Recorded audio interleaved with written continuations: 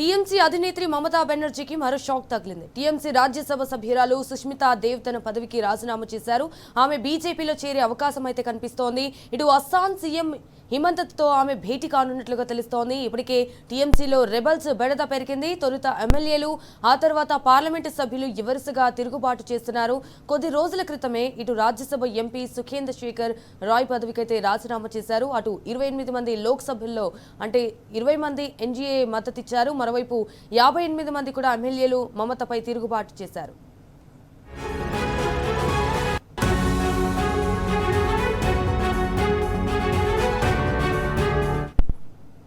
So right, ఇక ఇదే విషయానికి సంబంధించి మరిన్ని డీటెయిల్స్ మా ప్రతినిధి సురేష్ ఫోన్ ఇన్ ద్వారా అందిస్తారు. Right Suresh, what's updates? Rajya Sabha సీటుకు సంబంధించి సుష్మితా దేవ్ రాజీనామా చేసి బీజేపీలో చేరే విషయంపై అధికారిక ప్రకటన రావాల్సి మాత్రమే ఉంది.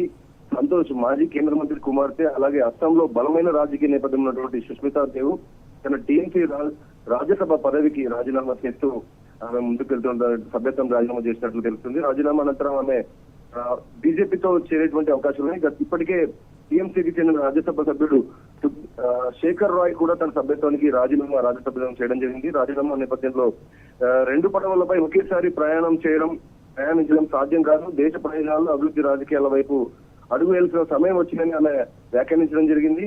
మరోవైపు ఇటీవల టీఎంసీలో అంతర్గత అసంతృప్తి పెరుగుతున్నటువంటి సిచ్యువేషన్ చూడడం జరిగింది. ఒకవైపు 58 మంది ఎమ్మెల్యేలు తిరుగుబాటు వేసి రీతా బెనర్జీకి తమ నాయకుడిగా అసెంబ్లీలో ఎంచుకుని స్పీకర్ కు లేఖ ఇవ్వడం జరిగింది. మరోవైపు ఇటు లోక్సభలో కూడా 28 మంది ఎంపీలు ఉన్నటువంటి టీఎంసీ పార్టీ 20 మంది ఎంపీలు సీనియర్ ఎంపీ కకోలి ఘోష్ దశీర్కర్ ఆధ్వర్యంలో లోక్సభ స్పీకర్ ఓం బిర్లాకు కూడా ఎన్డీఏకు మద్దతు ఇస్తున్నామని చెప్పి లేఖ ఇచ్చినటువంటి సిచ్యువేషన్ లో మరోవైపు ఈ రాజ్యసభకు సంబంధించి రెండో బెంచ్ ఆఫ్ పార్లమెంట్ ఎగువ సభలో రాజీనామా ఇవ్వడం అనేది టీఎంసీకి ఒక ఎదురు దెబ్బగా చెప్పవచ్చు. ఇటు టీఎంసీ అధినేత ఇప్పటికే ఇండియా కూటమిలో భాగంగా ఉంటూ ఇండియా కూటమి సమావేశంలో కూడా ఇండియా కూటమి మద్దతు తీసుకోవడం జరుగుతుంది. ఇటు మమతా బెనర్జీకి ఇది ఒక అతిపెద్ద రాజకీయ సవాల్గా భావించాల్సి అసెంబ్లీ ఎన్నికల్లో కూటమి తర్వాత ఈ పరిణామాలు చోటు చేసుకుంటున్నాయి.